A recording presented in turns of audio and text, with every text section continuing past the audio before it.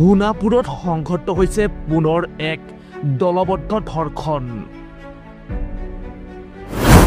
তিনি পাখণ্ডৰ কামনাৰ বলি এগৰাকী যুৱতী। ৰাজ্যত সংঘটিত হৈছে পুনৰ এক ভয়ংকৰ দলবদ্ধ ধৰ্ষণ, যিটো ঘটনাই পুনৰ জোকাৰি গৈছে সমগ্ৰ অসম। হয়, এইবাৰ সোণাপুৰত তিনি পাখণ্ডই ধৰ্ষণ কৰিলে এগৰাকী যুৱতীক।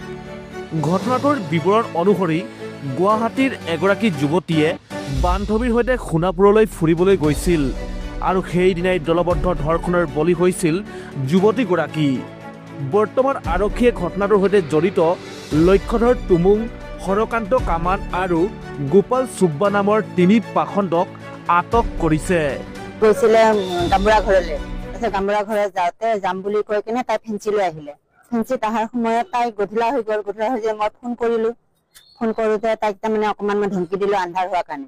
ইমান ছোৱালী মানুহজনী ইমান দেৰিলৈ ক'ত থাক, তাহাঁতি সোনকালে সোনকালে ঘৰ ল'ব লাগে। এনেকৈ কওঁতে ধমকি দিওঁতে তাই ভয় খাই কেনে ছোৱালীজনীলৈ ফোন কৰিলে। আমাৰ ঘৰৰ ওচৰৰে ছোৱালী, বেছি দূৰৰ ছোৱালী নহয়। তাইও ভাবিলে ঘৰৰ ওচৰৰ ছোৱালী যেতিয়া মোৰ লগত একো এটা নহ'ব, তাইৰ লগত মই চাহাৰা লৈ থাকিম বুলি কেনে গৈছিলে। যাওঁতে আৰু তাই যে তেনেকুৱা এটা বিঘটন ঘটিব তাইও নাজানিলে। তাৰপিছত তেনেকৈ ধৰি ২৪ তাৰিখৰ পৰা ছোৱালীজনী ২৫ তাৰিখলৈ নাই, ২৬ তাৰিখ দিনাখন মই থানাত এখন এজাহাৰ দিছোঁ।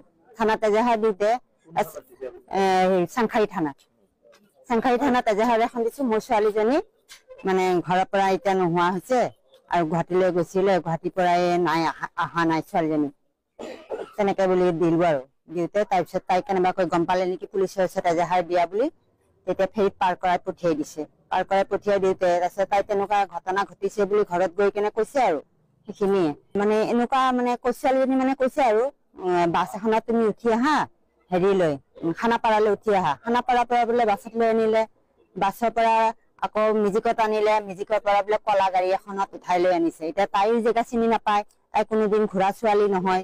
মই কি কৈছো, মই ন্যায় বিচাৰিছো, ছোৱালীজনীতো ন্যায় দিবই লাগিব।